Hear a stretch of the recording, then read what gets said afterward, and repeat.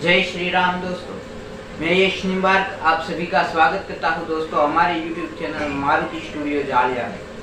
दोस्तों, सबसे पहले तो आपको और आपके समस्त परिवार को मेरे और हमारे समस्त YouTube फैमिली की ओर से 3 जुलाई श्री गुरु पूर्णिमा की हार्दिक शुभकामनाएं और आप पर और आपके समस्त परिवार पर आपके इष्ट देव और आपके जो गुरु है उनकी कृपा बनी रहे और आपका परिवार रोग मुक्त जीवन और सुखी और संपन्न जीवन जिए, ऐसी शुभकामनाएं। तो दोस्तों, आज के हमारे इस वीडियो में हम जो गुरु है उनकी क्या महिमा है और गोस्वामी तुलसीदास जी ने श्री रामचरितमानस में गुरु की महिमा जो बताई है वो हम देखने जा रहे हैं कि उन्होंने क्या क्या बताया है कि गुरु की क्या महिमा है। तो बिना देरी के शुरू करते हैं हमारे इस वीडियो को। और सबसे पहले आपने अगर हमारे YouTube चैनल मारुति स्टूडियो जालिया को सब्सक्राइब नहीं किया है तो फटाफट से सब्सक्राइब करें और बेल आइकन को ऑल पर सेट करें, जिससे आपको हमारे हर एक वीडियो के नोटिफिकेशन मिलते रहे। तो फटाफट से सब्सक्राइब करें हमारे चैनल को और चलिए शुरू करते हैं हमारे आज के इस वीडियो को।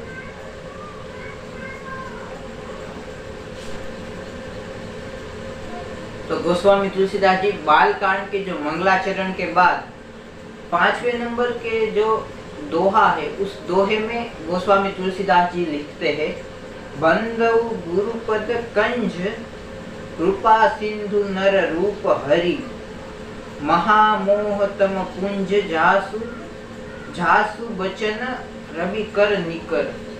यानी कि गोस्वामी तुलसीदास जी कहते हैं कि जो महामोह का गाढ़ अंधकार है, उस अंधकार में जैसे जिनके वचन सूर्य के किरण के समान है, जिनके शब्द है, जिनके वचन है, वह सूर्य के किरण के समान है, जो महामोह का जो गाढ़ अंधकार है उसमें, और जो कृपा के सागर है और मनुष्य के रूप में साक्षात श्री हरि विष्णु है, जो साक्षात श्री हरि विष्णु के समान मनुष्य रूप में है, वैसे गुरु के चरणों में मैं वंदन करता हूँ। ऐसा गोस्वामी तुलसीदास जी पहले दोहे में कहते हैं, 5वें नंबर के दोहे में। तो इसमें गोस्वामी तुलसीदास जी कहना चाहते हैं कि जो गुरु है हमारे, उनके जो शब्द है वो सूर्य की किरण के समान है, सूर्य का जो प्रकाश होता है, जो किरण होते हैं उसके समान है। क्योंकि जो गुरु के जो शब्द है वे महामोह का जो गाढ़ अंधकार है, मोह जो होता है, उस मोह को दूर करने वाले होते हैं, जो गुरु के वचन होते हैं वो। फिर आगे चौपाई में गोस्वामी तुलसीदास जी कहते हैं, बंदौ गुरुपद पदुम परागा, सुरुचि सुबास सरस अनुरागा, अमीय मुरीमय चूरन चारु, समन सकल भव रुज परिवार। यानी कि इन चौपाई में गोस्वामी तुलसीदास जी कहना चाहते हैं, ये जो सुरुचिकर है, जो सुरुचि सद्गुणों में सत्कार्यों में जो रुचि करवाने वाले हैं, जो सुवासित है, जो सरस और अनुराग युक्त जो संजीवनी बूटी है उसके चूर्ण के समान, और जो सर्व भव रोगों का शमन करने वाली है, वैसी गुरुदेव की जो चरण रज है उनकी मैं वंदना करता हूँ। तो गुरु की जो चरण रज है, जो हमारे गुरु होते हैं, उनके चरणों की जो रज है, धूल है, उसको कितना महत्व दिया है गोस्वामी तुलसीदास जी ने, कि उनके चरण की रज जो संजीवनी बूटी है, और संजीवनी बूटी के गुण भी यहाँ पर दिखाए गए, जो सुरुचिकर है, जो सुवासित है और सरस और अनुराग युक्त है, वैसे संजीवनी बूटी के चूर्ण के समान है, और जो सर्व रोगों का शमन करने वाली है। जैसे संजीवनी बूटी कोई भी रोग हो उनका शमन करती है, उनका दमन करती है, उनको मिटा देती है संजीवनी बूटी और हमें निरोगी बनाती है। वैसे ही सदगुरु की जो चरण रज है वो भी हमारे जो भव रोग है उनको मिटा देती है, और वह चरण रज सुरुचिकर, सुवासित और सरस और अनुराग युक्त है। तो यहाँ पर सदगुरु की जो चरण रज है, जो गुरु की चरण रज है, चरण की जो धूल है, उसकी भी बड़ी महिमा दिखाते हैं गोस्वामी तुलसीदास जी। फिर आगे चौपाई में कहते हैं, सुकृति संभूतन विमल विभूति, मंजुल मंगल प्रमोद प्रसूति, जन मन मंजू मुकुर मल हरनी, किए तिलक गुण गण बस करनी। तो जो सदगुरु की जो गुरु की जो चरण रज है, उनको यहाँ पर गोस्वामी तुलसीदास जी भगवान शिव के शरीर पर जो भस्म है उसके समान पवित्र दिखाते हैं कि जो गुरु की चरण रज है वह भगवान शिव के शरीर पर जो पवित्र भस्म है उसके समान है, और उसी के समान कल्याण कर आनंद की जन्मदात्री है। भगवान शिव के शरीर पर जो भस्म है पवित्र, उस पवित्र भस्म से जो कल्याण कर आनंद की जन्म होता है, उसी प्रकार जो सदगुरु के चरण रज है, उस चरण रज से भी कल्याण कर आनंद जो है, जो कल्याण रूपी आनंद है, उसका जन्म होता है, वह भी उस आनंद की जन्मदात्री है। ऐसा गोस्वामी तुलसीदास जी इस चौपाई में कहते हैं। और जो भक्तजन है, उन भक्तजनों के मन रूपी आईने को, शीशे को, कांच को, यहाँ पर भक्तजनों का जो मन है उसको कांच रूपी दिखाया है गोस्वामी तुलसीदास जी ने, और कहते उस मन रूपी कांच का जो मैल है, उस मैल को हरने वाली, यानी कि उस मैल को साफ करने वाली चरण रज है यह। और जिसके तिलक से, इस चरण रज के तिलक से, गुरु की जो चरण रज है, उस धूल के, उस रज के जो तिलक मात्र से जो सर्व गुण है, आपके जो जितने भी गुण है, उन सब पर काबू किया जा सकता है, उन पर वश किया जा सकता है, उन सभी को वश में करनारी यह चरण रज है। जो गुरु की चरण रज है उसकी इतनी बड़ी महिमा दिखाई है। और आगे गोस्वामी तुलसीदास जी क्या कहते हैं ये देखते हैं। तो आगे की चौपाई में गोस्वामी तुलसीदास जी कहते हैं, श्री गुरु पद नख मणि गण ज्योति, मूरित दिव्य दृष्टि ही होती। यानी कि इस चौपाई में गोस्वामी तुलसीदास जी कहते हैं कि जो गुरु के चरण है, जो गुरु के चरण कमल है, उस चरण कमल के नख है वह मणि के रूप में है। तो उन मणियों से क्या होता है, तो पूरी चौपाई पहले सुन लीजिए कि श्री गुरुपद नख मणि गण ज्योति, सुमिरत दिव्य दृष्टि यह होती, दल मोह तम सोस प्रकाशु, बड़े भाग उर आवहि जासु।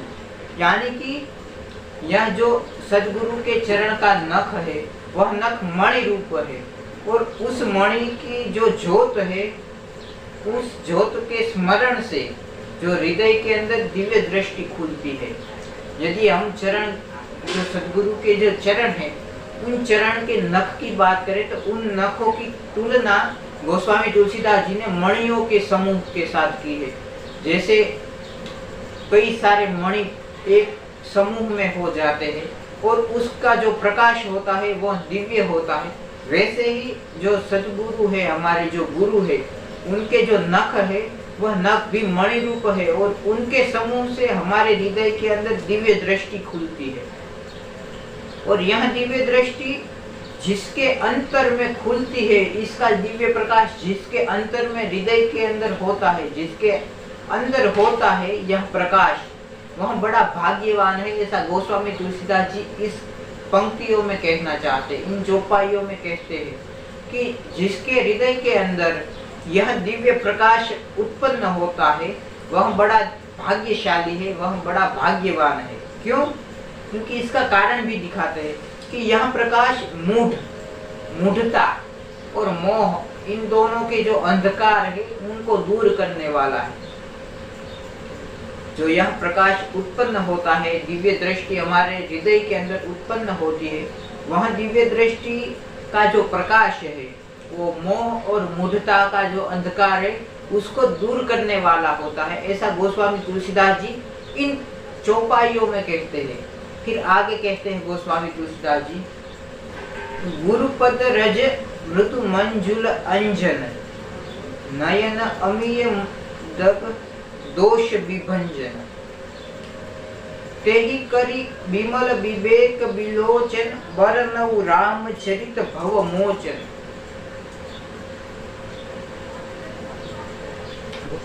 इन चौपाइयों में गोस्वामी तुलसीदास जी कहते हैं कि गुरु की जो चरण रज है वो सुंदर और मजेदार हिद्दाजन जैसी है।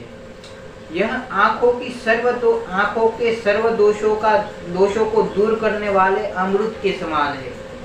जो गुरु की चरण रज है वह आंखों के जो दोष होते हैं, हमारी दृष्टि में, दृष्टिकोण में जो दोष होते हैं और दुर्गुण होते हैं, उनको दूर करने वाले अमृत के समान है। और इस चरण रज से मैं अपने विवेक रूपी नेत्र जो है उनको पवित्र करके मैं जो भवमोचन श्री रामचरित्र मानस है उनका वर्णन करने जा रहा हूँ। ऐसा गोस्वामी तुलसीदास जी इस चौपाई में कहते हैं, इन चौपाई में कहते हैं कि जो आंखों के सर्व दोषों को दूर करने वाली अमृत के समान जो गुरु की चरण रज है, उनसे मैं अपने विवेक रूपी जो नेत्र है, हमारे नेत्रों को विवेक रूपी बताया है कि हमारी नेत्र, हमारी जो दृष्टि है, जो दृष्टिकोण है, वे विवेक रूपी होने चाहिए, कि उनमें विवेक होना चाहिए हमारी दृष्टि में। और उन विवेक रूपी नेत्रों को पवित्र करके, विवेक रूपी नेत्र, विवेक पवित्र है, लेकिन उसकी जो पवित्रता है, विवेक रूपी नेत्रों की जो पवित्रता है, उनको और भी पवित्र करने वाली चीज है सदगुरु की जो चरण रज है वह। तो ऐसे गुरु की चरण रज से मैं अपने विवेक रूपी जो नेत्र है उनको पवित्र करके यहाँ जो भवमोचन श्री रामचरित्र मानस है उसकी रचना करने जा रहा हूँ और श्री रामचरित्र का वर्णन करने जा रहा हूँ। ऐसा गोस्वामी तुलसीदास जी इस चौपाई में कहते हैं। तो दोस्तों, यह थी कुछ चौपाई और दोहे जो श्री रामचरित्र मानस में गोस्वामी तुलसीदास जी ने गुरु की महिमा दिखाते हुए कहा। तो सबसे पहले इन चौपाई और दोहों में हमने देखा कि जो गुरु है वह मनुष्य के रूप में साक्षात श्री हरि है। तुलसीदास जी ने हमको बताया कि मनुष्य के रूप में साक्षात श्री हरि है गुरुदेव हमारे, और जो कृपा के सागर है उन गुरुदेव को महिमा बहुत बड़ी बताई और उनके चरण कमल की काफी बड़ी महिमा दिखाई, और उनके जो चरण के जो नाखून है, नख है, उन नख की भी, नाखूनों की भी बड़ी महिमा दिखाई कि वह मणियों के समान है, मणि के समान है, और उन मणि से, उस मणि से जो दिव्य प्रकाश होता है उससे हमारे हृदय में दिव्य दृष्टि उत्पन्न होती है, और जो हमारे मोह और मूढ़ता है उनको हटते हैं। फिर चरण रज की भी काफी बड़ी महिमा दिखाई कि जो गुरु की चरण रज है, सदगुरु की चरण रज है, उस चरण रज से क्या क्या होता है उसकी तुलना संजीवनी बूटी के चूर्ण के समान की, कि जो सुवाचित है, जो सुरुचिकर है, जो अनुराग युक्त है, संजीवनी बूटी है, जो भव रोगों का दमन करती है। जैसे संजीवनी बूटी रोगों का दमन करती है, कोई भी रोग हो, कोई भी, चाहे मृत्यु भी क्यों ना आ गई हो, लेकिन मृत्यु हो या कोई भी रोग हो, उनको जैसे संजीवनी बूटी दूर करती है, वैसे ही इस संजीवनी का नाम है सदगुरु की चरण रज। जो सदगुरु की चरण रज है वह हमारे सभी प्रकार के जो भव रोग है, जो हमारे जीवन के रोग है, उनको दूर करती है। और इसी सदगुरु की इसी चरण रज को, चरण धूल को भगवान शिव की भस्म के साथ भी दर्शाया कि जो भगवान शिव की जो भस्म है उनके शरीर पर, वह जितनी पवित्र है उतनी ही पवित्र सदगुरु की जो चरण रज है वह भी है। और यह सभी गुणों को वश में करने वाली है, जिसके तिलक मात्र से, सदगुरु की चरण रज का तिलक अगर भाल पर, हमारे ललाट पर लग जाए तो हमारे जो जितने भी गुण हैं, सद्गुण हो या दुर्गुण हो, वह सभी वश हो जाते हैं हमारे। तो इतनी बड़ी महिमा दिखाई, तो इतनी बड़ी हमारे गुरु की महिमा दिखाई। तो गुरु का आदर करें। सबसे पहले भगवान हमारे माता पिता है, उनके बाद ही हमारे शास्त्रों और वेदों ने जो अधिकार दिया है भगवान का, वो हमारे गुरु है।